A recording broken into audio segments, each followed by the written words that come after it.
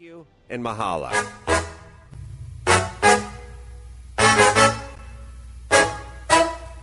From Carolla One Studios in Glendale, California, this is the Adam Carolla Show. Today, a special one-on-one with Dinesh D'Souza. And now, summer's here and the time is right for ranting in the streets. Adam Carolla. Yeah, get it on. Got to get it on. No choice but to get it on. Mandate, get it on. Thank you so much for joining the program. Thanks for telling a friend. Thanks for sharing this with a friend because we count on you. Dinesh D'Souza, good to see you, my friend. Hey, good to be on the show. I'm a big fan of yours. I agree with, I think, everything that comes out of your mouth, except for when you're eating and you start getting passionate and a piece of broccoli comes out, then I disagree with that. But I think most of the things you say I agree with. I certainly saw you on Mar, and I saw you a couple of weeks ago talking about Islam and so on, arguing with Arianna Huffington and things like that. And I thought, this guy's got it going on. Yeah, you know, with Bill Maher, he's all over the place, and it's always fun for me to be on. I don't know if you know, but the last time I was on earlier, he was on Politically Incorrect. Sure. We were on that show right after 9/11, and you were on the episode that he got into trouble with or on. Yeah, and somehow for 10 years he sort of bore a grudge because he sort of felt like I got him fired because the topic came up on that show about whether the terrorists were cowards. You remember Bush had said they're cowards, right? And so he popped the question, and I said, no, I don't think they're cowards, man. I mean, to tell some guy to fly into a wall, go to sure death, even if you think there's a bunch of virgins waiting for you, it takes a lot of guts. Right. So these might be really bad guys, but they're not wimps. No, I agree with you, and I saw the episode, and I saw the episode where you returned to Mar after all those years, you know, barred from Mard. And I agree with you, we do way too much of this person who called 911 as a hero, and this person who flew the thing into the plane as a coward. Like, we swing really far in different directions, and I think, without putting words in your mouth, all we want is clarity. Meaning, these are the worst people on the planet. It's just coward doesn't quite fit the description of them. Exactly. In other words, they're, evil people aren't necessarily cowards. You wouldn't call the pilots, the Japanese pilots that flew the planes into the aircraft carriers at the end of World War II, the kamikaze pilots, you wouldn't call them cowards. Exactly. So part of it is, and particularly after 9/11, there was so much confusion about trying to understand who's behind all this. And as you know, ever since then, there's been a whole effort to detach the motives of these terrorists from the religion they practice, namely Islam. Right. And that was the point of agreement between Bill and me on the recent show, is we're like, listen, they saw themselves as being pious Muslims. Now, you can say not all Muslims think that way, but it's certainly true that a great motive for contemporary terrorism is radical Islam. But here's what I don't understand about the left in general, and the right is guilty of it to some degree, but I feel like the left does a ton of this, where you say, we have a problem. And that problem could be anything from the inner cities and the kids and the graduation rates to the Islam and terrorists and whatever it is. And basically what you're saying is this house is infested with termites. And they're saying, not every wall in this house has termites. And you say, yeah, I know, but there is a problem. And they're saying, not every stud in this house has termites. So you can't, and you're going, yes, not every inner city child is not graduating high school. Not every Muslim but there's a higher percentage, and thus it needs to be focused on and addressed. You keep saying not every, when Arianna Huffington looked at you and said, what he is saying is that every Muslim is a terrorist. And you said, no, that's not what I said. How could we ever begin to address the problem when the dentist says you have 2 cavities and you go, well, I have 26 teeth that don't have cavities. Not every tooth has a cavity. Well, don't you just want to focus on the cavity and see for you if we can fix the tooth?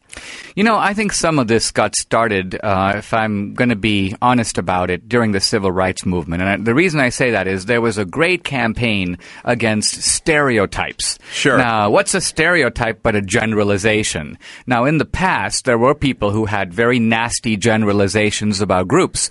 But the way to fight them was to show that they're false or that they're being wrongly applied. What really happened is there became a prejudice in our culture against generalizing. Yes. And so, literally you'd say things like, men are taller than women. And people say, well, that's a stereotype. There's a lot of women in WNBA right. who are taller. There's a lady who plays the center for the Los Angeles Sparks who's taller than my neighbor Fred, who's Danny 4'8". DeVito. Yeah, okay, understood. But now can we get back to the truth for a second? Exactly. And this is relevant because it's not just a matter of talking sense.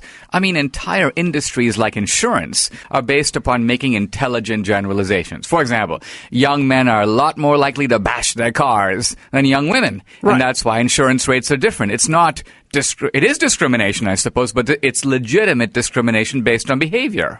Right. It's you set up a pattern and we'll set up a pattern economically that follows that because we're business. Now, if they were a government appointed enterprise, if they were a school system or something else, well, they probably wouldn't favor males. But I'm saying you couldn't do the reverse. By the way, I'm not even sure Allstate could do the reverse. If more women got into more accidents, it'd be an interesting experiment. Right now, young teenage boys have a disproportionate amount of car accidents as it pertains to women. So they have to pay a higher rate. Right. That's the open market. That makes sense. We all understand that. Now you can go, you're discriminating against. No, it's market value. It's just fair market value. That's what they're costing us because they get into car accidents 3 times at the rate that women do.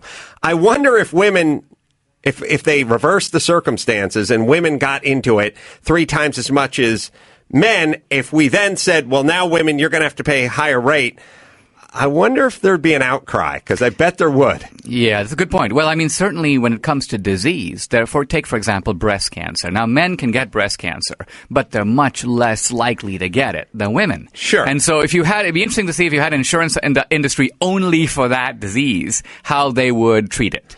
Right. And what you and I and what Dinesh's book, which is out as we speak, America, Imagine a World Without Her. I saw the documentary. I actually watched it twice over the weekend and loved it. We're going to get into that in a second. It's available on Amazon, by the way. The book is available on Amazon right now. And you know what to do. You bookmark it at adamcarolla.com and you click through and you put a little wind in the sails of our pirate ship here.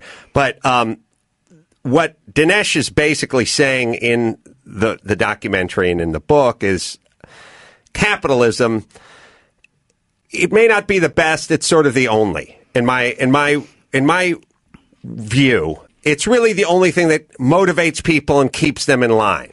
There's not enough cops, there's not a big enough government, there's just not enough. It's just you get paid more if you do a better job. You get paid less when you do a crappy job, and it gets you out of bed Monday morning. Yeah, Marx had this idea that people should work in the morning and then do criticism in the afternoon and then sleep in the evening. But he had no idea how to organize an economy, how to motivate people.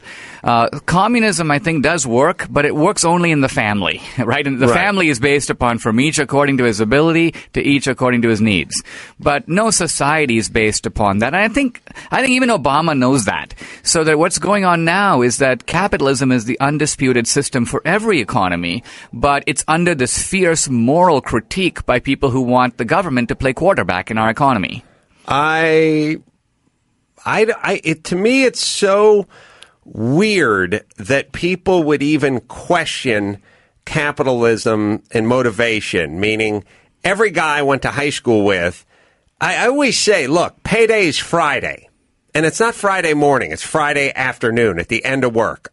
Whenever I work construction, you got your check at 3:35 on Friday because that was it. If you got paid on Monday at noon, those guys wouldn't have showed up on Tuesday. I mean, that's who I worked with. That's what motivated those guys. Unfortunately, it's what motivates 3/4 of the planet, that paycheck comes Friday afternoon.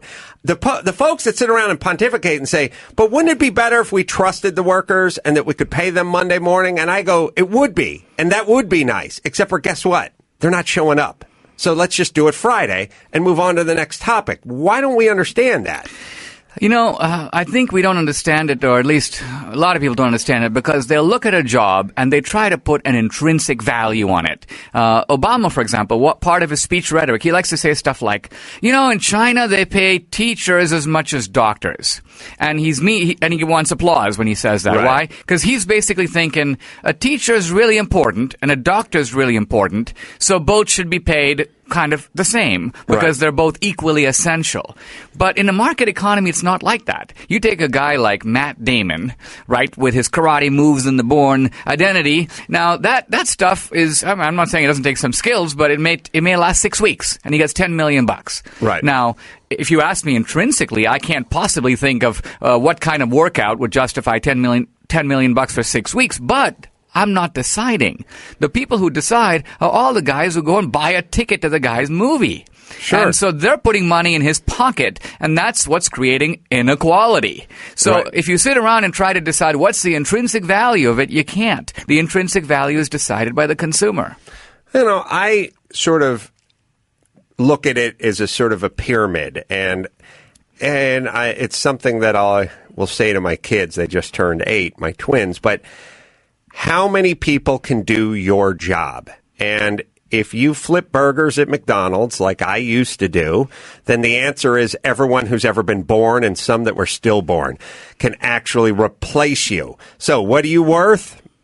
$4 an hour, $7 an hour, whatever the minimum wage is what you're worth. And by the way, if there wasn't a minimum wage, you may not even get that because everybody on the planet can do your job. And then as you work your way up to manager and owner of a franchise and whatever it is, there's less and less people. Now, by the time you become the NFL quarterback who threw the winning touchdown, now there's you and 9 other guys on that brick at the top of the pyramid, and thus you're going to get $15 million a year. It's a pretty simple right on up. The fewer there are of people who can do what you can do, the more you get paid. That's very good. I mean, I think because you've worked these different jobs, you've seen them from the inside out. Adam Smith once gave the example of who makes a pin, and he talked about a factory in which there are 12 different guys, each doing different tasks.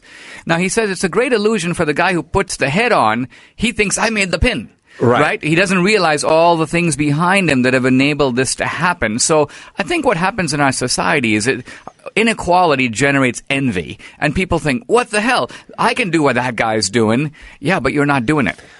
You know what I think is going on to a large extent in our new-ish society, the one that seems to have cropped up, sucks because I was poor my entire life, and I always thought, wouldn't it be great to have money? And now that I have money, it sucks to have money in the sense that nobody looks up to you anymore. You're now the enemy. It's people wanting to know when you're going to pay your fair share and all that shit. And don't get me wrong, people who are listening, I'd rather have money than not have money. And you shouldn't feel sorry for me or weep a tear for me. But what I'm saying is I didn't know that when I started paying the bills and paying the taxes and taking care of business, that society would crop up, look at me as the 1%er and make me the enemy. Yeah, now this is something I think that is kind of new. Oh, it's definitely new. It's very new. Because look, you look at the federal government's income tax revenues. Now, the top 1%. You mentioned the 1%. The top 1% pays 33% of all the federal taxes in America. 33%. The next 9% pays the next 33%. So 2/3 of all the federal tax revenues are coming from 10% of the earning population. The bottom 50% of America pays nothing. Nothing. Right. So, our revolution was no taxation without representation, but weirdly, we live in a society where half the population has representation without taxation. Well, we'll play a few clips from the movie. The fair share thing crops up, which makes me want to take a cucumber peeler and just peel every ounce of my skin off when I hear that people point at folks and go, when are you going to start paying your fair share? And the answer is, first off, do you really want to explore fair and share? Because I'll tell you what, whoever, Obama or Diane Warren, or whoever, or Elizabeth Warren, Diane Warren writes songs. Elizabeth Warren, I'll tell you what, I would love to pay my fair share. Let's sit down and figure out what my share is. And then when we pencil out my fair share, I'm going to save so much goddamn money. Well, the funny thing, Warren has this big speech where she goes, you moved your goods to market on roads the rest of us, you mean that guy's not paying for the roads? He's paying for the roads, too. It's not the rest of you. Everybody pays and everybody uses the roads. We're going to hear that in 1 second. First, DraftKings, because I got to pay some bills. My listeners winning like crazy. Crazy money, DraftKings.com, America's favorite one-day fantasy baseball site. Do not miss this. One guy turned $11 into $4,000. Another guy, well, then after taxes. Another guy won $100,000, first time ever. Someone last year won $1 million. It is easy. It's one-day fantasy baseball. No season-long commitments. No being stuck with players. Just instant cash every day. DraftKings, Dawson. Right now, get free entry into DraftKings' biggest fantasy baseball contest of the year. Over $3 million in cash prizes with $1 million for first place. Enter Adam at DraftKings.com for your free shot at hundreds, thousands, even $1 million. Free spots are going quick. Enter Adam now at DraftKings.com. DraftKings.com. Now, I first sort of caught on to Elizabeth Warren when she was talking about, she was here to explain that the system was rigged and that the field wasn't level. And I said, I hate that message. I hate it. I hate for any official or school teacher or coach or anybody in a capacity to tell its team, students, constituency, it's rigged against you. Because what that's saying is don't get out of bed.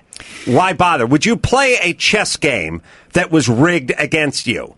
Would you go to a casino and sit down at a blackjack table if you knew it was rigged against you? And I know the casino has a mathematical advantage, but I mean rigged against you. No, you never even sit down.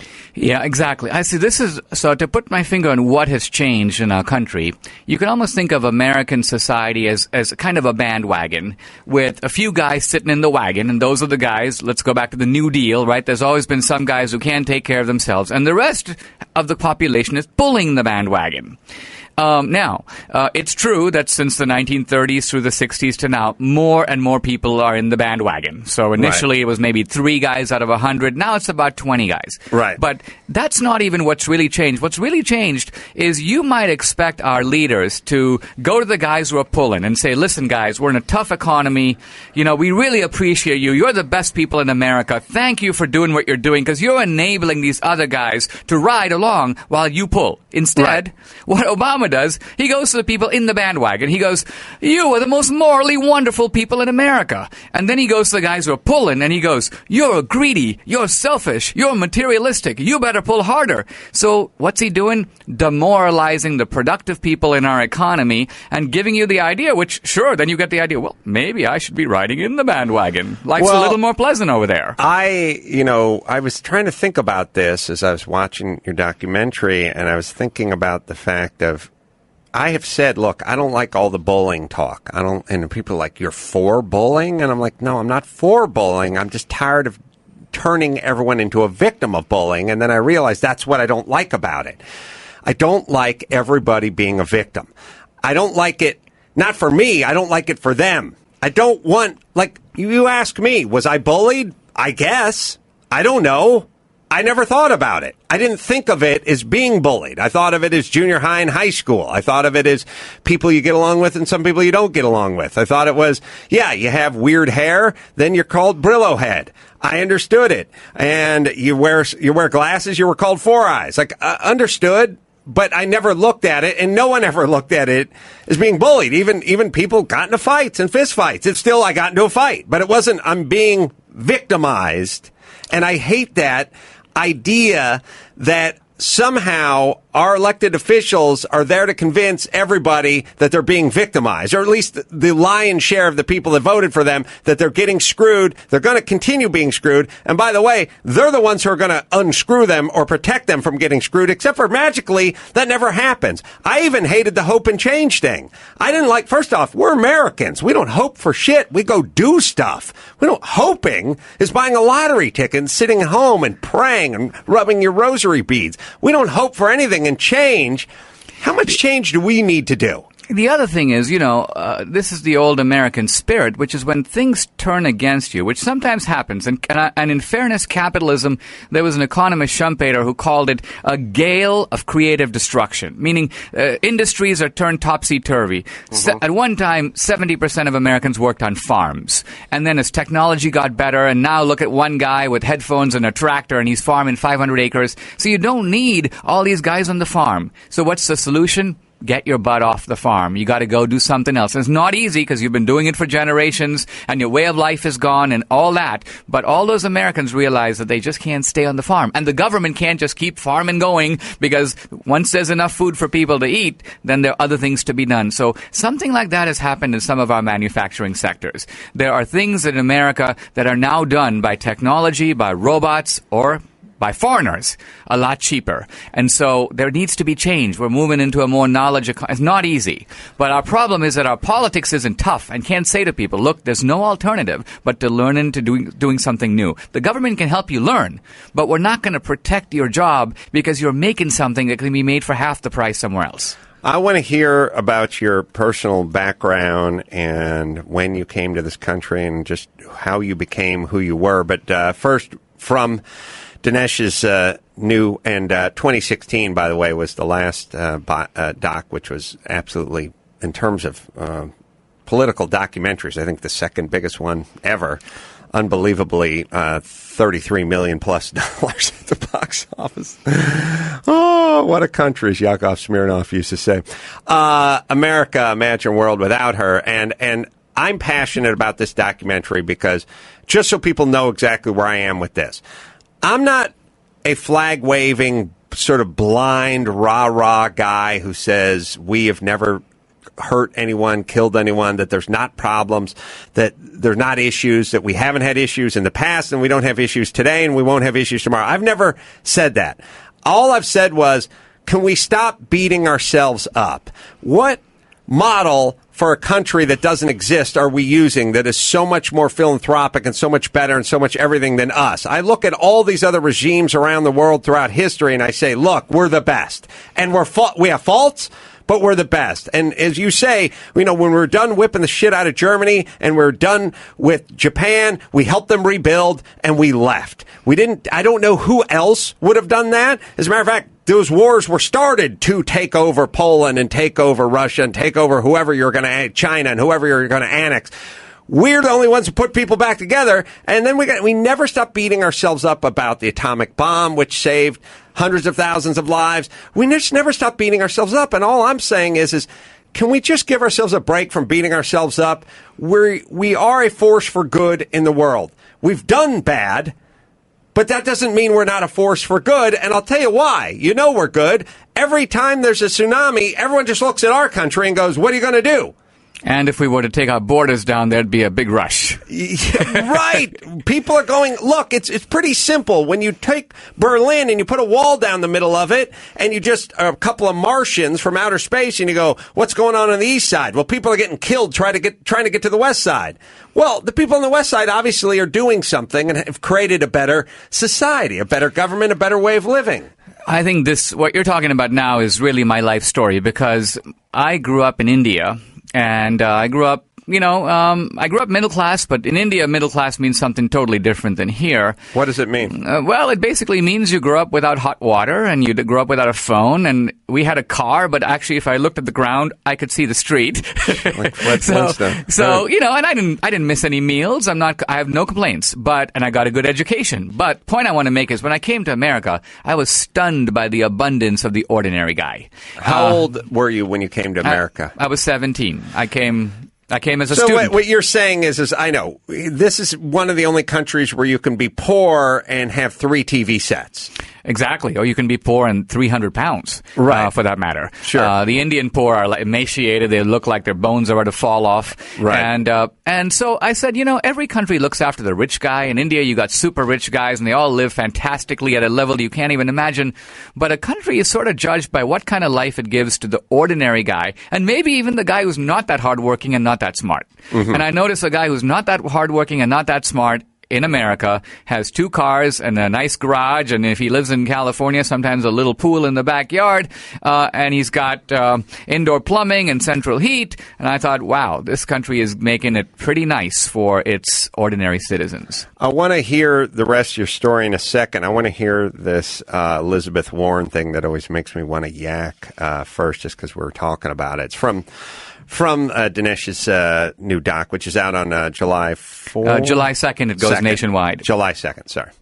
And it's only right that we ask everyone to pay their fair share. Asking everyone to pay their fair share. Pay their fair share. There is nobody in this country who got rich on his own. Nobody. You built a factory out there. Good for you. But I want to be clear. You By the way, stop it for goods. a second. First off, it's like, thank you for letting me build a factory, your cuntness. Like, she has disdain for the people that built something. Like she's fine. I'll let you have your stinking factory with your 500 employees and your huge tax base. Okay, so all right, I'm in a good mood. I'll let you have a factory. Thank you, Your Highness. Thank you for letting me build a factory. I just love the idea. It's like, fine, you got your stinking factory with your jobs. Can you imagine? My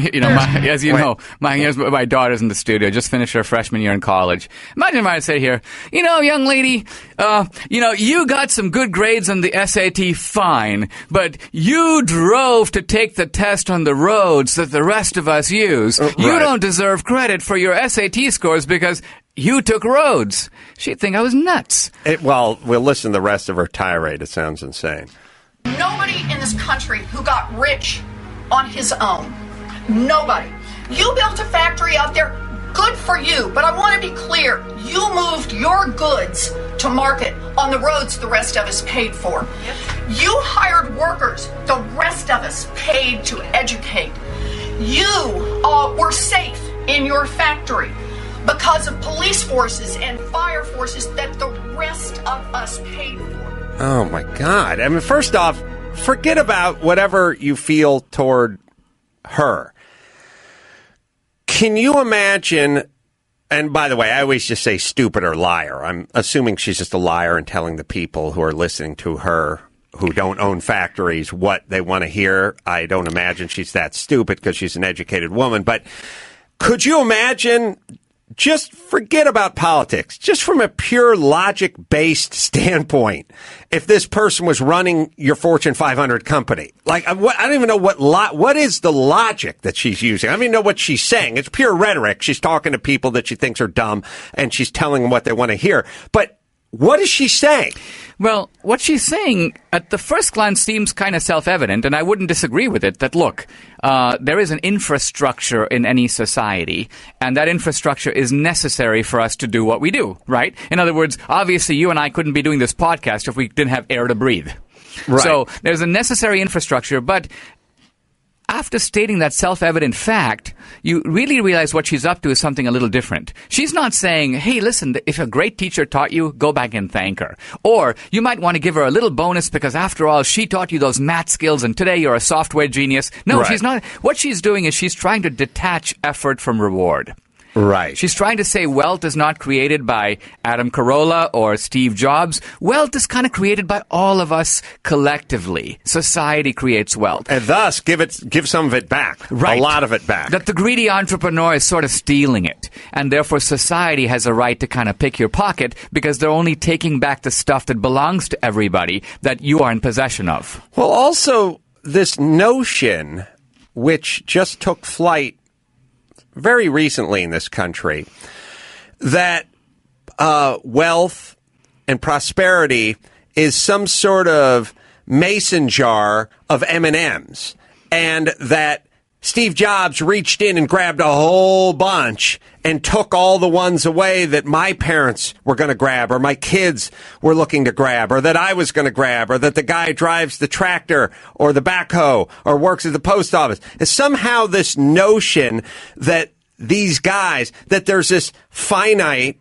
amount of M&Ms and that somebody's hoarding. These fat cats are hoarding. And now there's not enough left for the hardworking people who, drive the school buses and teach your kids and are cops or firemen. And it's not that. Steve Jobs created something that a bunch of people wanted and added more M&Ms to this jar, or got 10 more jars.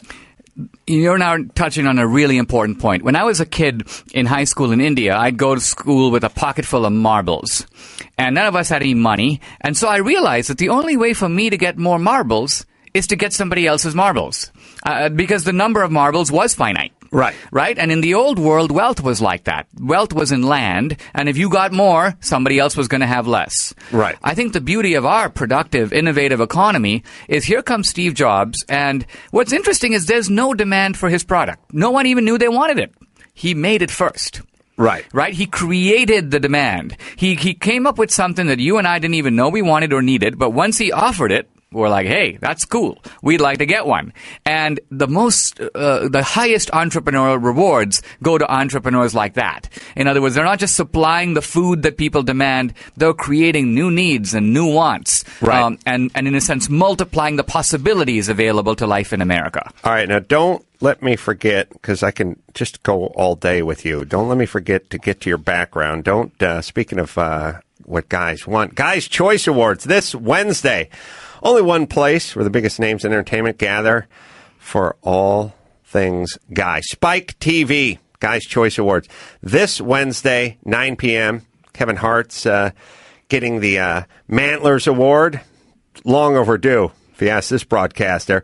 Matt McConaughey is going to get an award. Sandra Bullock and Johnny Knoxville, and appearances by Keanu Reeves and Mark Wahlberg, and the Sports Illustrated swimsuit models, and Key and Peele and Cameron Diaz and Jessica Alba and Jason Segel.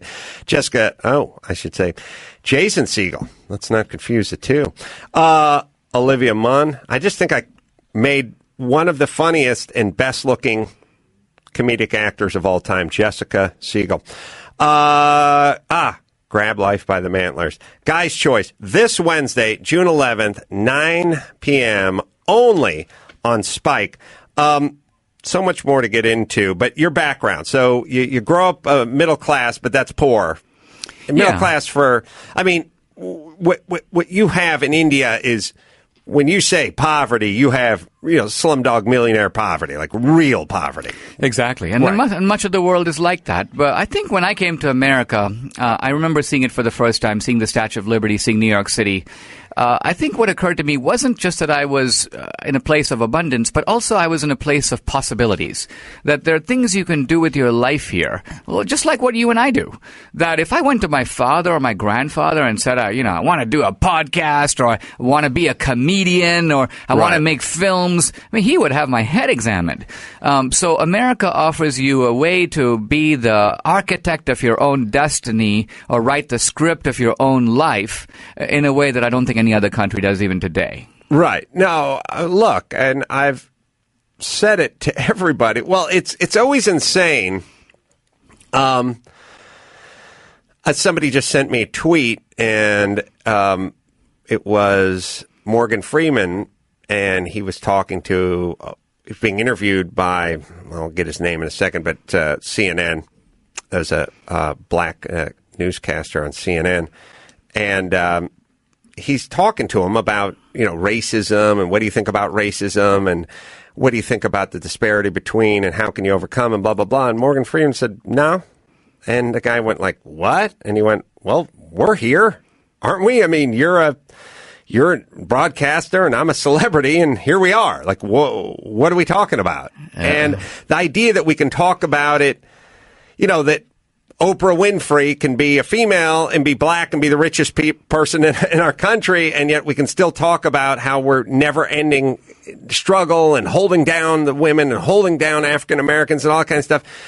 It just seems almost insane to me that we never stop that discussion. Right, and part of the mystery I try to unravel in this book, America, and to some degree in the film as well, is why is this going on? I call it the shaming of America. Yes. Because all this started independently, right? We took the country from the Indians, and there were Native Americans saying that. And then we stole the labor of the African Americans. That was another thing. And then we took half of Mexico in the Mexican War. And what's really interesting is someone sat down at some point and brought all these shaming narratives together. Yes. And it basically became, I call it America the Inexcusable. We suck. We're the worst country in the world. Right. Now, I'm an immigrant, and I'm like laughing my head off because I'm thinking, compared to what? You know? Yes, compared to what? And that, in the documentary, one thing that I thought was really eye-opening to me, which was you have one Indian tribe and they're going, that's our land. That's our land. That's our sacred land. Yeah, but you stole it from another tribe and they stole it from two other tribes. So who's... Right. You guys did the exact same thing we did. Right. And so you bring up India, you bring up the UK, all the different... all the different folks that rolled through there historically. We were interviewing somebody, actually it was a Native American activist for the film, and I left this out of the movie because I didn't actually want to make this person look bad. But I kept saying, I said, look, there were all these peaceful tribes, the Hopi, the Pueblo, and so on. And then there were all the rather tough tribes, like the Arapaho and the Navajo. And so the strong tribes conquered the weak tribes. So when the white man got here, pretty much every Indian tribe occupying land had gotten it from some other tribe. Right. And this person goes, actually, no, we have been here since the time of the dinosaurs. And I had to pause. I'm like, are you actually saying the dinosaurs? Absolutely, yes, since the time of the... I said, let's leave it out of the movie. It's just too much to take. So the guy was smoking? The people didn't grow out of the ground at the time of the dinosaurs. Right. So when you look at all this, we enslaved the people and we raped the land and all this, again, we're in the Middle East for the oil. Really? It's $5 a gallon out here for premium in California. Why aren't we taking over? I mean, but look, I'm all for taking the oil, but why aren't we doing it? Like this notion of let's that's a fight over there for oil. Like, okay, I wish it were. I wish it were too. All right, let me just play a clip that I particularly liked, which was Madam Walker, and I'll tie it into my kid's 8th birthday. And something I should have learned. This is a little bit longer, but this is something you never read about in the history books. I never heard about it. Dinesh brought it up in his doc, and I thought it was really interesting. So, go ahead. Meet Sarah Breedlove, also known as Madam C.J. Walker. She started selling her own hair care products door to door.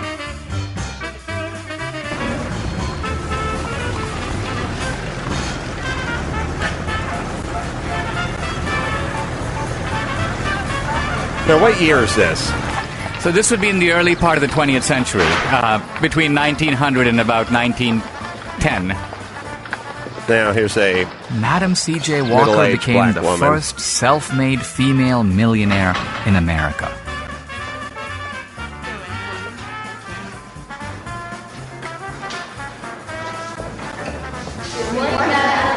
Good morning, ladies. I'm back to work.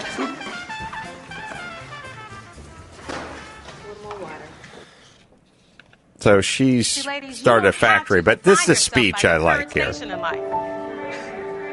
But only by your vision of who you can become. Today you see a success. And I hear many of you say, but Madam Walker, I just don't have the opportunities you have. And I respond, really? I was the first freeborn in my family. Orphaned at age 7. Married at 14 and widowed with child by 20. I'm a woman that came from the cotton fields of the South. From there, I was promoted to the wash tub. From there, I was promoted to the cook kitchen. From there, I promoted myself to the business of manufacturing hair goods and preparations. I have built my own factory on my own ground. I got my start by giving myself a start. Ladies, there is no flower-strewn path to success. And if there is, I haven't found it. If I've accomplished anything in my life, it's because I was willing to work hard. What a role model. So why is she left out of the history books? Because she confounds the shame narrative. She's an African-American success story. Right, we got it. And I had... You can't have it, right? This was during segregation. This is in the height of segregation, a woman who's an entrepreneurial success. And so our history books are telling a morality tale. It's a morality tale of American oppression. And any stories that don't fit have got to be very delicately treated or left out altogether. It's an interesting thing. It's what we call a first world problem. But I had this moment, which was I was celebrating with my twins, and I took them out for their birthday was yesterday, and I took them. No, hold on, let me pass something on to somebody. Yeah, they're looking for that Morgan Freeman thing. I don't know. You having trouble, Gary? Yeah, you got. No, I know, but you have the right in. It's a favorite tweet, but anyway, you can look it up. So I took my wife and kids out for their birthday, for their 8th birthday, and we got, hey, it's your birthday, and we got the desserts. They brought the cake and stuff like that. And my son just had a bowl of whipped cream because he eats like a puss. He really does. He's weird. He likes carrots and celery and stuff like that, but then there's other things that's just off limits to him. So he's simply just eating this whipped cream. And I go and I know he likes fruit. I grab a spoonful of the strawberry with the raspberry, little compote. It's got some of the syrup and the juice on it. And I just sort of dump it on top of his little bowl of whipped cream. And I go, there you go. You got some fruit and some whipped cream. So I don't have to just sit there and watch him literally just eat lard in front of me, And he picks out a strawberry and he eats a strawberry. And then he says, Dad, you got the syrup, the red syrup on my whipped cream, and you ruined my whipped cream. And I said, it's fine. It's whipped cream that now tastes like strawberry. You just ate a strawberry. You like strawberries. And he went, but Dad, and then my wife chimed in and she said, Dad, why'd you do that? And I said, I had a really weird visceral reaction to it, maybe a little too strong. I was like, quiet. And she was like, you ruined his whipped cream. And I said, don't say that. Don't say it in front of him. Don't say it in front of him. And then the next thing you know, he was like, yeah, it's ruined. And then my daughter jumps in on the bandwagon. Look at it. It's ruined. And I said, it's not ruined. It's fine. It's fine. Mommy, be quiet. Don't start feeding him stuff. What you should be saying is, don't worry about it. It's fine. Move on. Eat around it or eat it up. Whatever it is, let's not all. And the whole table turned on me.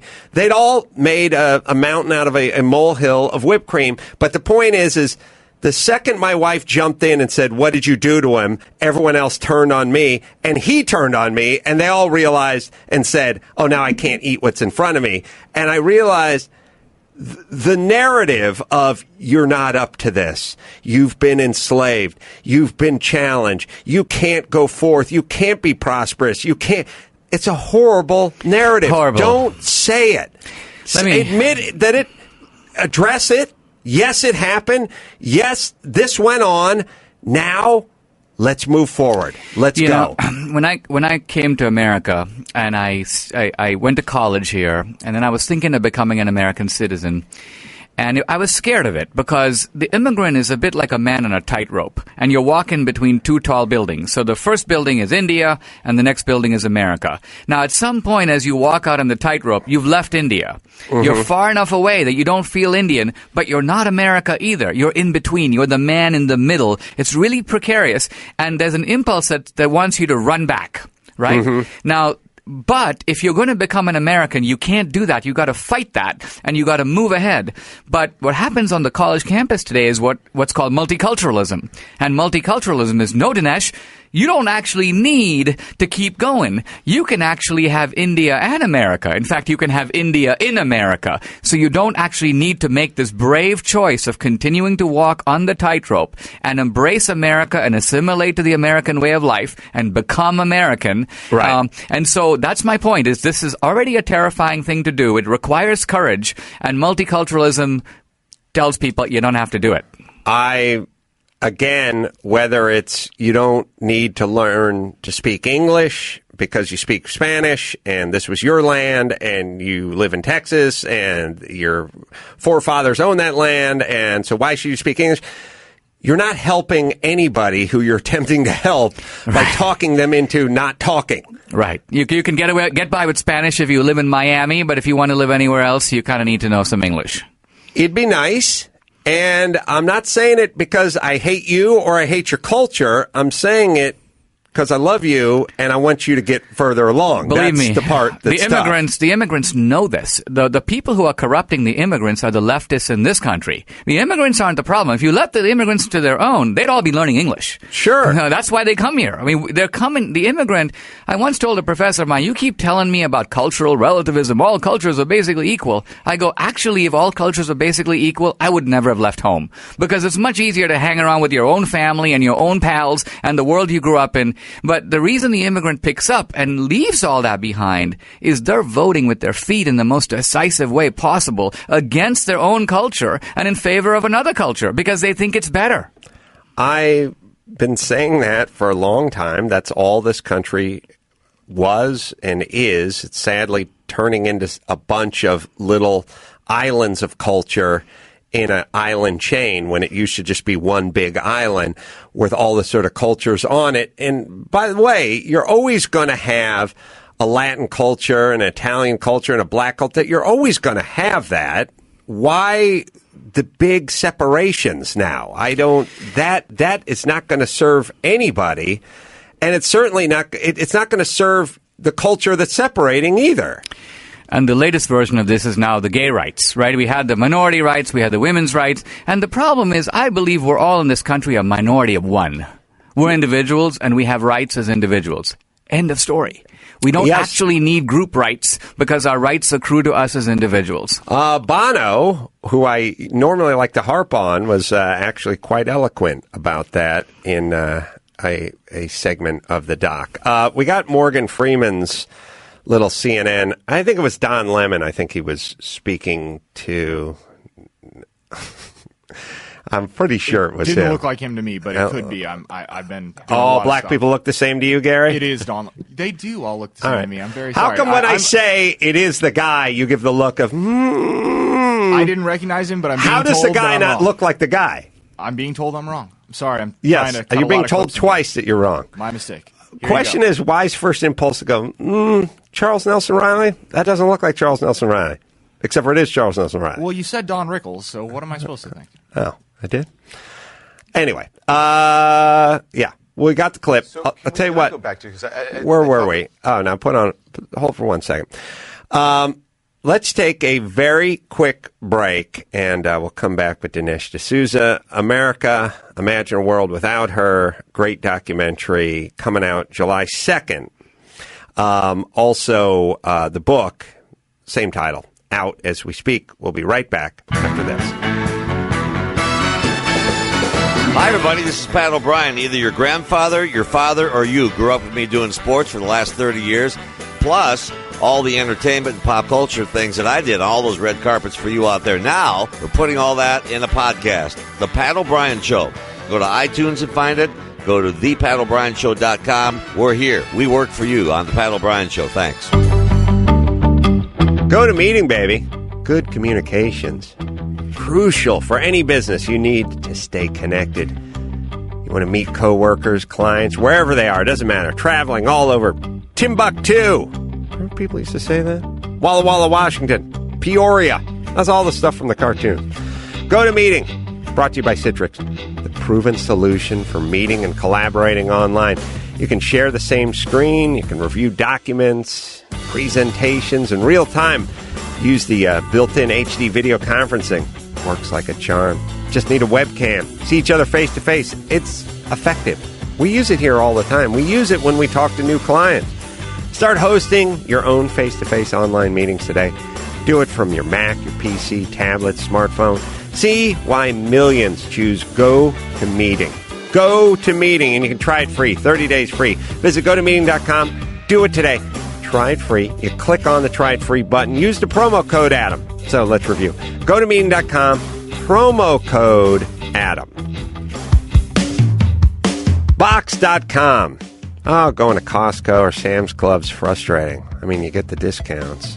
You get all the stuff, but you got to wait in line, and parking, and the carts banging into you. Those days are gone, baby.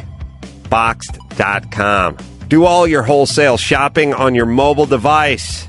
No membership fees, free shipping for orders over $60, and hundreds of products similar to the Costco and Sam's Club.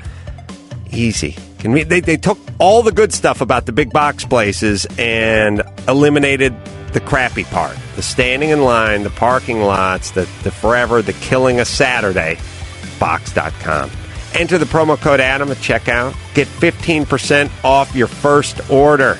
Save time, gas, membership fees with Boxed Wholesale. They take care of everything. Save time, gas, and membership fees with Boxed Wholesale. It's a big box club in your pocket. Go on your mobile device, visit Boxed.com, enter the promo code Adam at checkout for 15% off. Boxed.com. Help Adam Carolla save podcasting for all of us. Donate anything you can at fundanything.com/patent troll. All right, back with Dinesh D'Souza, doing a special little one-on-one. Here's the Morgan Freeman clip. I thought what you said was fascinating because you called it bull when you said people can't, pull themselves up. Do you think that race plays a part in wealth distribution, or either a mindset that you can't Today? or cannot? Yeah. No. You don't? No, I don't. You and I, we're proof. Why would race have anything to do with it? Put your mind to what you want to do and go for that.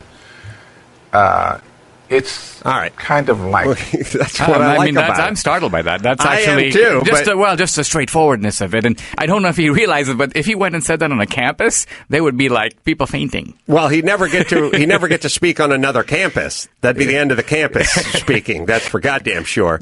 But what is the wealth distribution part? These are all new things to me. Like, what do you mean wealth? Who's distributing the money? Exactly, as if there's some committee handing it out. This is the weird thing. America, when this all started in the 1930s with FDR, it started with widows and orphans. There are people who can't look after themselves, and so we're a rich country. Why don't we make some allowance to figure out some ways to take care of them? I think that most of us agree on that. There's a consensus on that in our society. But this idea that if you're driving a Mercedes and I'm driving a Hyundai, that's inherently unjust, why? I don't know, and I think the plan, at least as I hear it, is I'm going to sell the Mercedes, you're going to sell the Hyundai, and we're both going to drive a Camry. That's the America that we want to live in. Here's the problem. The problem is, despite what is being force-fed to everybody about the silver spoon and the rich daddy and all that kind of stuff, 90% of the guys that are driving the Mercedes worked weekends, worked 2 jobs in college, got a higher degree, got specialized training, essentially busted their humps to get to that point in life where now they can drive the Mercedes. And if you stop them, if you take that Mercedes away from them or don't give them incentive to get the second Mercedes, we're going to be in bad shape. The other thing is, if you peek into the Mercedes, you'll probably notice that the guy driving it is 60 years old. That same guy was driving a Hyundai when he was 25. Well, that's, what I say. That's the American story. Well, what I say to everybody when they talk about, I had this thought. I was thinking about, they're always constantly talking about, we got to raise the minimum wage to a living wage. We got to get to $15 an hour. And that's it. Well, what that does, and it's an interesting thing. There's rent control and there's raising the minimum wage. These are both left-leaning notions. That doesn't help anyone because the day you tell a guy you'll get $15 an hour for turning a burger, and by the way, I found you an apartment in Santa Monica that's $1,000 off fair market value. Guess who 40 years from now, when you're in your 60s, guess who's going to be living in an apartment, not a homeowner, guess who's going to be living in an apartment and working at McDonald's? You will, because we made it comfortable for you to do it. We made it feasible for you to do it. When I worked at McDonald's in 1979 and 1980, I got $2.42 an hour. I knew I had to get out of this job before high school. I was never going to be able to get my own apartment and pay rent and buy a pickup truck and do all those things at this wage. If you would have gave me the $15 an hour and gave me a rent control apartment, I'd probably still be at both places right now. Yeah, the reason capitalism works is it relies on information that the guy possesses who's on the spot. So if I were to ask you right now, in New York City, what's happening at Lexington and 43rd Street? You don't know. I don't know. Obama doesn't know. There aren't any bureaucrats in Washington who know. But the hot dog guy who works on that corner, he knows. The guy who's thinking of opening a store right there, he knows. The guy who lives right there, he knows. So the point is, capitalism works because people who are local make decisions about, well, looks like we could use another hot dog stand over here. Or it would be good to open a Starbucks right here because there isn't one in a 3-block radius or whatever. So when the central planners come in, they go, oh, we think that there were too many computers made last year. How the heck do they know? Obama goes, I think there are too many people flying corporate jets. Right. He flies a corporate jet, by the way, which yes. we pay for. Yes. At least the CEOs are paying for their own jets. It's like I keep saying, what is the alternative? What is the plan? I mean, I talk to these politicians, and I talked to Lieutenant Governor of California, Gavin Newsom, and he tells me once the check cashing places close down. And I said, well, if the families that frequent the check cashing places would focus on family and education, then the places would close down by themselves. But you just want to close them down. That's not going to stop the problem. That's just going to mean there's a bunch of poor folks who don't have a place to cash their checks. What is your plan? His plan is no plan. His plan is hide behind his own rhetoric and say that that's what he believes. Or to force the 7-Eleven in the inner city not to charge more than the 7-Eleven in the suburbs, even though its insurance costs are higher. It's dealing with all kinds of problems that you don't have if you're in the suburbs. Right, but getting the folks at 7-Eleven to change their model is not a solution. And if it is, it's a falsely subsidized solution. The solution is let's focus on the family, the inner city, education, and see what we can do to fix that. And then the free market will take care of that 7-Eleven. You know what I never thought I'd see in my lifetime is that this great American formula of wealth creation that's made us the envy of the world is now being adopted in India and China, to a lesser degree in Brazil, and we're losing it at home. So it's our recipe. And other people are running with it right now. I agree. There's a call that's been on the line for a while. Derek, 43, from Michigan. Yeah, hi, guys. Dinesh, I've been a big fan of yours ever since you wrote that book about Ronald Reagan about, 10, 15 years ago. And Adam, I've been a fan of yours since The Man Show. And if you guys just had Dennis Miller sitting with you, I'd probably be the happiest guy in all of the, all the world. Dennis would be miserable, but yeah. Dinesh, actually, I heard you on Dennis Miller's show earlier this week, and I love your optimism, but I've got to side with him to a certain extent. That I think there's a bunch of people like him that have just shrugged. And my question for you is, what is going to prevent us from being like Europe in 70 years? Because it seems that that's where we're at. We are literally 70 years behind where Europe was. We've got the Affordable Care Act now, which Europe had right after World War II.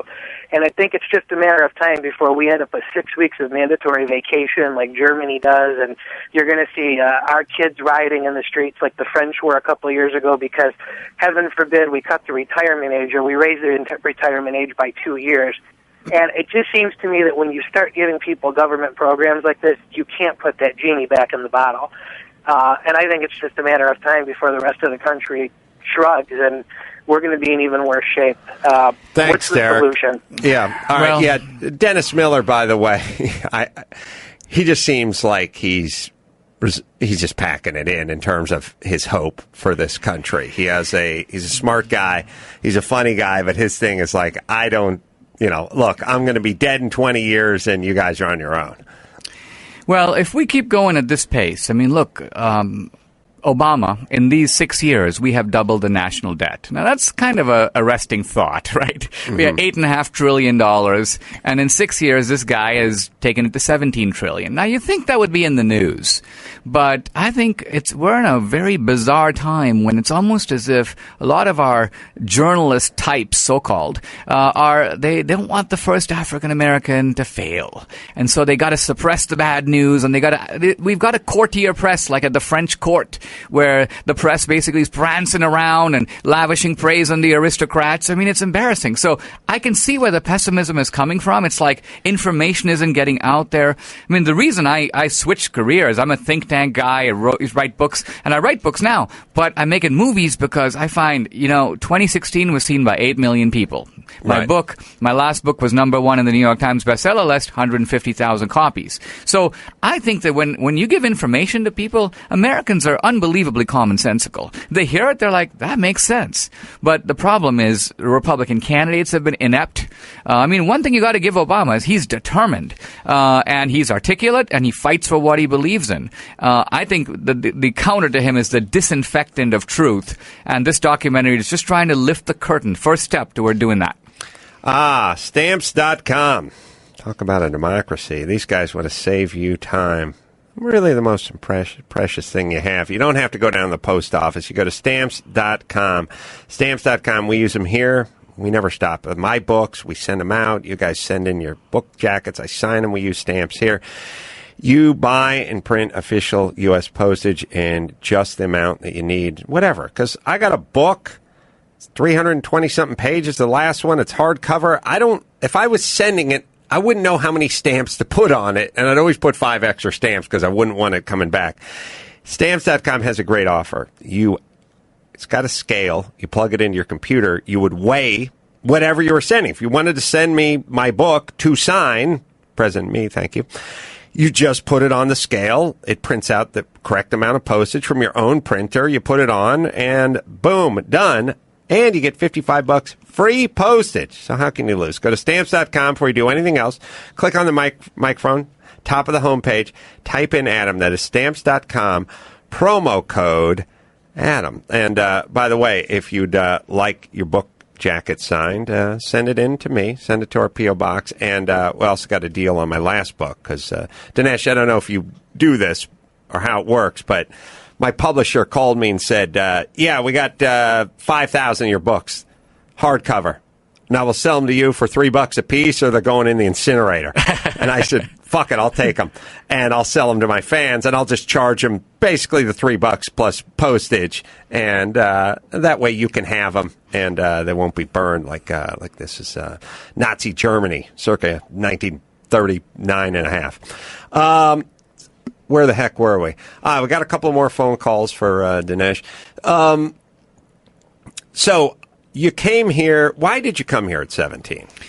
Well, I'd never been out of the country, and I was a fellow came to our school, and he was with the Rotary Club, and he said, we're doing this global exchange program, and we said bring American kids to India, and would some of you guys want to go to America and study for a year? And I talked it over with my parents, and they thought that'd be really good for me.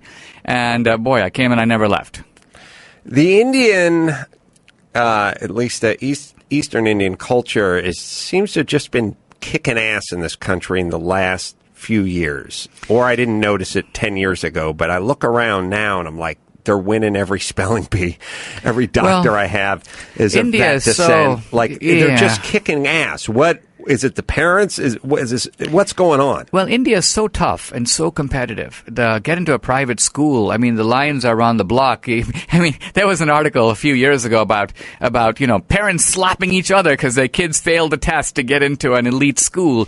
And so the Indians develop kind of a Himalayan work ethic, you might say. Now, what they don't have is opportunity, and quite frankly, the Indian schools do not teach critical reasoning. But when the Indian kids come here, they have opportunity. They've got really good colleges, and so their work ethic, their rote memorization, the putting in 6 hours a day on homework, all that stuff pays off big time, because now it's basically dropping seed into very fertile ground.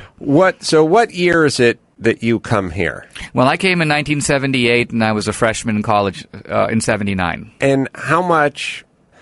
So the thing I keep trying to tell everybody about discrimination is if you are a racist, you're a racist. Like, you don't like other cultures, it's like it's sort of a Hitler thing. Like, he liked Aryan folks. He liked blue-eyed folks. He wasn't a fan of gypsies or Jews or blacks or retarded people. Like, he didn't like everybody. So the thing that it's confounding me is I keep explaining to people, you don't get it. If the blue-eyed devil was really racist and really doing his job, he wouldn't just pick out a couple of races. He'd pick out the Jews would be included, and certainly Eastern Indian folk. I mean, when I was in junior high in North Hollywood, there wasn't a whole lot of Indian folk back in North Hollywood in the later 70s. There was one Indian kid. His name was Ayaz Sheikh. And he looked completely different than everybody else in that school. And we had, one or two of everything in that school. But Ayaz looked really different. And we recognized he was different, but that's about where it ended. And I'm sure we had our jokes with him and mimicked his accent a little bit. And he didn't help himself by putting on a bunch of Brill cream. And, while everyone else had, everyone else looked like Leif Garrett, and all the chicks looked like Suzanne Summers or Farrah Fawcett. He had like the Brill cream with the 60s, bad, Mad Men comb over and everything. It was a little bit crazy. But the point is as the white devil, we would have held him back like we would have held, like we're doing with every other group we're allegedly holding back, but yet we couldn't because... Well, yeah, I came to this country. Were you discriminated against? Were you bullied? What happened? Never have I seen a topic, in this case racism, less experienced and more talked about. In other words, when I was in college, the talk of racism was everywhere. And the reality was no one could find it. In fact, even no matter who you talk to, you said, when is the last time it happened to you? Oh, it didn't happen to me, but it's everywhere. It's everywhere. So after a while, I realized what happened was the professors started talking about institutional racism, by which they meant racism so invisible that nobody knows where it is. It's underground. It's covert. So what's really happened, I think, in our society is this racism thing is often used as a shaming tactic. Yes. But the shaming tactic is in the full knowledge that the person being accused cannot possibly be a racist. And here's why. If somebody were to come to me and say, hey, you're an Indian, I would go, yes, I am. Thank you very much. But they say you're a racist because they want you to defend yourself. You're going to go, no, I'm not. I'm not a racist. The very fact that you're defending yourself shows that you have a moral code that's anti-racist. Otherwise, the charge wouldn't work. Right. The accusation only works if you're willing to acknowledge that racism is bad. Right. So our whole society is there now. Our whole society has no tolerance for racism. None. Right. And so we've come an awful long way. Look, I wouldn't want to be, an immigrant coming, let's say, from Mexico or from India in 1910. I know enough history to know life would have been more difficult for me. But boy, this is a different America. You talked about something that was interesting in your documentary about the Irish and the indentured servitude and coming over here in the thousands. Yeah, we do some naughty, it's not naughty, it's really needed, hidden history, I call it, in the book, and I do more of it in the film, because what happens is the leftist narrative of shame relies on leaving a whole bunch of stuff out. Sure. And if they don't leave it out, the story doesn't work. So they've got to rig the facts. And so what we do is we go, okay, well, let's put in a few inconvenient facts that don't fit your narrative. You mentioned the Irish, indentured servitude. There were 200,000 to 300,000 indentured servants brought to America. Much of the work that was done in early America was done by indentured servants. Mm-hmm. And indentured servants worked alongside slaves. Yes, their period was typically for 7 years, but most of them got into debt. Their terms were extended. Some of them died as indentured servants. So when you look at it, the actual treatment was not all that different. There wasn't the racial dehumanization. I do want to emphasize that because the indentured servants were white. But even then, people put up signs, no Irish need apply, and so on. So even there the prejudice was alive and well. I got another phone call for you and us. Andrew, 23, South Carolina. Hey, Adam.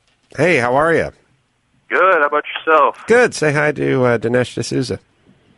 Yeah, Dinesh, big fan of your movies. I saw 2016.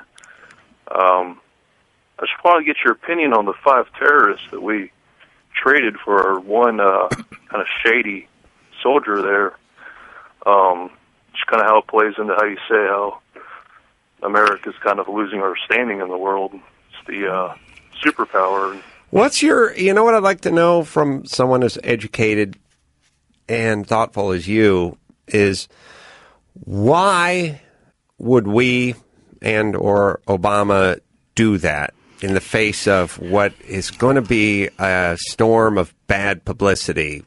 It was flying under everyone's radar, and now it's on everyone's radar. Yeah. And it's not a good thing. No. Why would you do that? Now, I said it's a second-term thing. I don't think you do it in the first term. But I don't think look, I think this is a case where we have to make a big difference here. There's a difference between incompetence and incompetence is sort of defined by Jimmy Carter. Right. So let me give an example. Jimmy Carter yanked the Persian rug out from under the Shah, and whoops, he got Khomeini. Right. This is called, being a nincompoop, right? It's called trying to get rid of the bad guy and you get the worst guy. Right. But see, Carter didn't know that. Carter was a fool. Obama's not a fool. Obama has an ideology, and his ideology is that we, the United States, in Iraq and Afghanistan, and then historically in Cuba and Guatemala and on, we're the bad guy. We're the imperialist power. We're the ones who are throwing our weight around the world. And if we're the bad guy, then the people fighting against us must be, from their point of view, freedom fighters. Just like if apartheid is bad, then Mandela, fighting against it, has got to be a freedom fighter. Right. So Obama looks at these Taliban guys. I'm not saying he likes them. I'm not saying he's a secret Muslim. No. But he looks at them as they're fighting American oppression. And Obama, can understand that. So Obama looks at it, and that's why here's Obama chuckling and chortling and so on. He had no idea that the American people, even Democrats, would see this quite differently. Well, what's in it for him, I guess, is what I'm saying. His worldview, the way he looks at it, just like from the 1940s to the 1980s, the Soviet Union was the evil empire. We were trying to contain, which is to say, control them. Mm-hmm. I think Obama's view is that today, who needs to be controlled? Mm-hmm. We do. We're the world's sole superpower. If you listen carefully to what he says, he always implies that we're the bully. Right. He doesn't even seem happy that we're the world's sole superpower. He once said something like this: like it or not, we're the world's sole super. Like it or not. It's almost like he'd rather we weren't, but since we are, right. So this is a very strange guy we've put into the White House. Now, I don't think the American people knew that. This is why, unlike Dennis Miller, I'm not down on the American people. I think Obama kind of he kind of sold him a bill of goods, and because of the press, 6 years later, we're still sitting in the dark. But we're waking up. Tell me what you think about this just from a psychological standpoint, because I was trying to think, I was listening and watching you on Bill Maher's program and seeing real time and seeing you and Bill unite, which is interesting, on the topic of Islamic terror and fighting all the people that are, all the Ariana Huffingtons that are constantly, pushing back and saying not everyone and not all and you're saying and blah, blah, blah. I have a theory about this. I need to do a quick spot, and then I want to ask you your opinion on it. E-Voice, baby. Oh, you got a business? You got a small business? You didn't build that yourself. But let's say you'd like to continue building it with the help of E-Voice. It's a better way. You can connect with your clients. You get your own toll-free number, professional greeting, dial-by-name directory, and more. You can transform any phone into your business phone. Customer calls are sent wherever you are, home office, the beach, the bar, S&M dungeon, wherever you like. Doesn't matter. E-Voice takes care of it right now. My listeners can try E-Voice free. 30 days free. $5 off every month, and that's under $8 per month. So you can try E-Voice free for 30 days and get the $5 discount. Again, under $8 a month. Let's not put this off. Hit pause right now. Go to evoice.com, set up your free trial, enter the promo code Adam for additional $5 off per month. That's evoice.com, promo code Adam. So I grew up with some very progressive people. And I had the food stamps and the welfare. And it's always always found it ironic that the people that were getting the most from the government, meaning my mom, food stamps and welfare, hated the government the most. It's not a coincidence. She's shamed, and it's like it's like when the dad says, look, I'll pay for your car, but you gotta do some chores. You get angry at the dad instead of thinking, why can't I pay for my own car, which is really the way you should be thinking. But either way, I grew up with a very progressive group of people, and my grandmother was even sort of communist for a while, way back in the day. And then my mom, I grew up on a steady diet of that, the Soviets, they love their children too, and they're good people, and they're just people like we are, and our government in Reagan it's ginned up all this stuff. But, if you went over there, you'd hear another side of the story and blah, blah, blah. And then I started thinking about someone like my grandmother, who was very for human rights and very for women's rights and very for minorities' rights and all stuff that would not fly over there in the Soviet. You could put in a gulag if you were my grandmother. My grandmother, one of her best friends was a guy who was gay and he wore dress and beads. He'd be locked up in that environment, put somewhere in Siberia. So why are you such a big fan of this regime when it flies in the face of everything you talk about? And then I realized, you don't love communism. Nobody loves communism. Communism sucks. What you are is you're angry and you're rebelling against our system. It's not that you love the other system. It's one thing, it's like me with the Patriots. I don't love the Baltimore Ravens. I just hate the Patriots, and I want to see the Ravens win whenever they play the Patriots. Right. So ironically, using the Patriots as an example, I don't think my grandmother loves communism. I don't think my mother loved the Soviet Union. She's angry at our country, and the people that are constantly talking about, the Islamic world and pushing back on guys like you and Bill Maher and guys like that, saying that. Are they big fans of that religion, of that government, of that way of life? Are they big fans of that? Or are they just sort of angry and mad at us? Right. I think you put your finger on it completely. In other words, what they're doing is they're projecting their dissatisfaction and even hatred of their own small town or their pastor or what they see as the provincialism of American life. And they are fantasizing something about Islam that is not. So, but what to me is amazing is that when the Muslims try to clearly say we're not, okay, here's an honor killing to prove that we're not what you think we are, the left sort of averts its gaze, and they go, well, it can't be that, or that's not typical, or that's not coming from Islam. It's some sort of aberration. These people aren't true Muslims, and so on. Well, I think it's really funny when you got people like Obama telling the Muslims who are the true Muslims. It's insane that women's rights and gay rights and minority rights or religious freedom and stuff is all the stuff. They never stop ringing that bell on the left. And then here's a group that is not down with any of that stuff. And you've decided, Arianna Huffington, to defend them vehemently. The Muslims today, the radical Muslims, are the most illiberal force in the world. And ironically, in America, they have the protection of the liberals.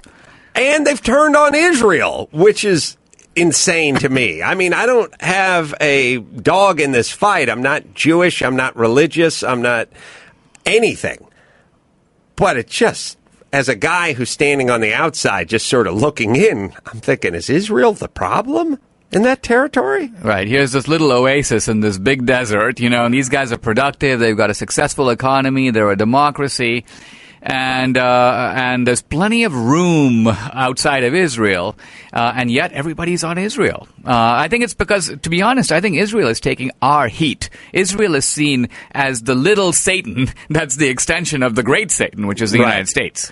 I had, from Dinesh's documentary, America, Imagine a World Without Her, there was another clip that I wanted to play that I thought was very interesting.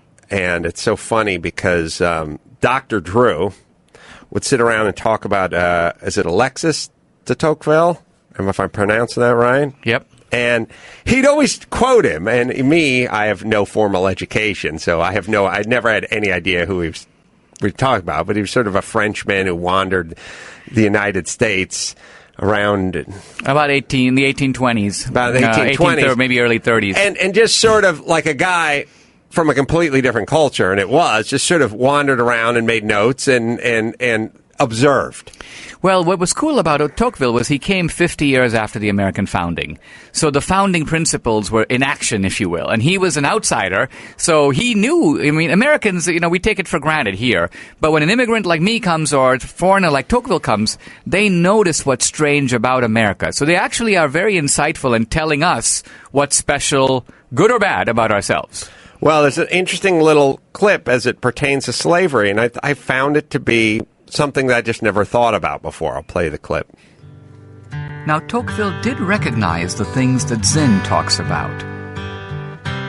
At one point, Tocqueville stood on the Ohio-Kentucky border. He looked north, and he saw industrious Ohio. He looked south, and he saw idle Kentucky. On both sides, he commented, the soil is equally fertile, the situation just as favorable. So what explained the difference?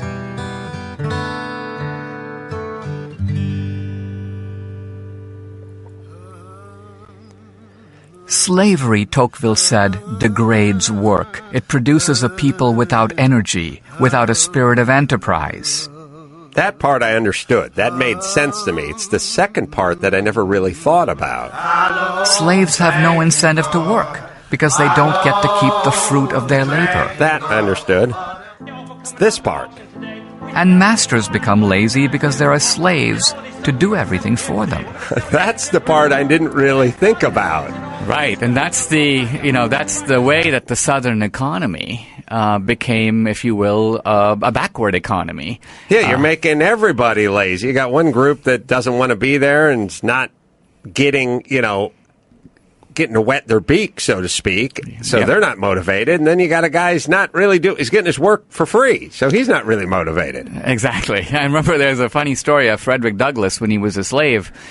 He said that he routinely would steal from his masters. There was a big tub of food, and he goes, but I didn't see it as stealing. He goes, because the master owned the tub, and the master owned me. So I'm merely transferring the master's goods from one spot to the other. Really, again, for all the people like myself who have just had an impacted ass full of this country being beat up upon, and again, that doesn't mean that we don't look back and acknowledge our mistakes, and that that there's not need for some regulation, and that Wall Street can't get out of control, and that there needs to be. It's not a black and white issue. It's just an issue that I feel like we have been kicking our own ass relentlessly over the last 8 or 10 years in this country, and we seem to step it up every year. And I'm tired of being a citizen of a country that's inherently good and trying to turn us into a bad people in a bad place, and subscribing to a way of life, which is take care of the family, educate the kids, pay your taxes, work hard, create jobs, and turning those guys into the troublemakers. I'm just tired of it, and this is a documentary that is sweet relief for those who have had an impacted ass full of that over the last 8 to 10 years. Well, we're releasing it at the 4th of July because we want people to say, hey, it's the 4th of July. Let's unkick our own butts, if you will. Let's go discover what's good about America. It was Gene Kirkpatrick who once said, we got to face the truth about ourselves no matter how pleasant it is. There's some good things about this country. Well, it's nice and it's nice that it comes from a guy with brown eyes and brown skin who comes from a foreign land, who came here and said, I'm here for these opportunities. And now, obviously when when a guy like Mitt Romney tries to talk this way, he's immediately stoned to death by everyone who says, well, okay, with the rich daddy and the blue eyes. Well, shut up. The other difference is that Romney is maybe more of a gentleman than I am. He runs from the fight, whereas I run toward the fight. In other words, I want to take on these guys because I realize their game. Their shaming of America is a prelude to the shakedown of America. Right. And so they're playing they've got a political racket going, which they're presenting to our young people as just history. So I'm determined to blow the whistle on them, and I think this film's going to help do that. Well, also, I see you debating these guys, and as I always say to my wife when she says, how come you win every argument? I always go, I don't argue unless I'm right. And thus my batting average goes way up. It's easy to win these debates because, look, you get Diane Warren and you try to debate with her. You have all the statistics in your corner.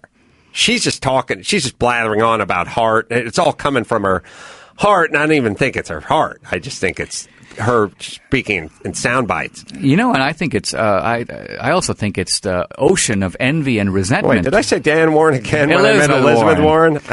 Now I'm officially screwed. I'm sorry. Go ahead. No, I was saying that I think very often we just think these people are, they're smart people who make mistakes. You have to realize that the intellectual class is motivated by envy. They don't like to live in an entrepreneurial society. Many of them think, what the heck does Steve Jobs know that I don't? Why is he worth billions of dollars? Now, I'm making $130,000 and I drive a BMW, but still, why are the entrepreneurs the sort of heroes of the society? Envy is a very powerful force in any society. Yes. And in our society, it's the envy against the entrepreneur. Well, and by the way, give me Elizabeth Warren's, and Dinesh, you probably know more about her background, but first off, the thing that I found interesting about her is she did work her way up. And then she was an attorney, I think, and made quite a bit of money. Well, and then she suddenly discovered or claimed to be a Cherokee. I don't know if you heard that. Yes, I remember that. Yes. So she's playing the shame game all the way up and down. But I think she was an attorney that did a bunch of class action lawsuits as well. But it's always funny when you go like, I'm Cherokee, I'm a female, I'm oppressed, but I have a faculty gig over at Harvard Law. Well, which is it? Why? Right. Now I believe, I don't know if you've thought about it, but I think it's a form of grandiosity to go, look how much better I am that I have overcome all of these obstacles and hurdles. It's a way to pat yourself on the back without really patting yourself, without looking like you're grandiose, but you're essentially saying, I'm this, I'm that. It's basically me. It's me saying, I was the cruiserweight champion of the world, and I don't have the use of my right arm. Imagine if I had the use. It's basically quietly saying, imagine if she was a male. Imagine if she wasn't 156 Cherokee. Imagine what she would be doing with that in her hip pocket. Right. It's a false humility, is what you're saying. Right. It's actually a form of conceit masquerading as humility. It is, because think about what you're saying. I mean, if you're saying, I won the race and I did it on a bad ankle, now it's not only if you won the race, but you did it on a bad ankle. I'm a female, minority, I'm a whatever, and I won it on a bad ankle. Right, exactly. Let's see. She, what did she do professionally before she got into academia? It appears that she got into academia and started focusing on bankruptcy law and got kind of a focus in that, and then shifted around to a bunch of different colleges as a professor after her education. But she never worked at a law firm? You can look for it. I'll talk about technology here. Dinesh, here's something you would like. iGrill. Yeah, you don't want to be that last guy hanging out at the grill. I know you do a lot of barbecuing over there in India. We may even do more here in the United States. Yeah. Watching football, drinking, you got to hang out at the grill. You got to keep checking the meat. Not with iGrill. iGrill too. Love these guys. Now, what it is, it's a Bluetooth grilling thermometer. You set it on, not on the grill, but on the side of the grill. You plug it in, and then your smartphone contacts you when the meat's done, when it gets up to a certain temperature, whatever you set it to, whatever you can monitor your meat from your phone 150 feet away. So you get to head back into the house and watch a ball game and tilt a couple of cold ones with the guys while the stuff's in the grill, while it's in the smoker, whatever it is. You have to keep going out and checking the status and checking the temperature and all that. The app has a ton of preset temperature alarms. So a little alarm will go off and go, hey, it's time to flip the steak over. And it's based on how you want your meat cooked. I mean, this is really why the terrorists hate us, right? This right here. Well, and this is why Elizabeth Warren hates, because she'd never think of that one. I mean, she'd rather read about her own Cherokee history than come up with the iGrill. It's a brand new product. It just hit the market last week. It's $99.99, and you get free shipping in the U.S., and you go to iGrillInc.com. That's iGrillInc.com. All right. One more question, and we'll bring it home. Let's see. Let's talk to Matt, 24, San Jose. Matt? How's it going, Adam? Good. Good. I was wondering, you talk about politics a lot compared to the other top comedian or comedy podcasts. I was wondering if you've ever encountered a situation where someone wanted to go on your podcast because they liked you, but they didn't want to be associated with what your image is. Well, it probably has happened, but I'll never know about it.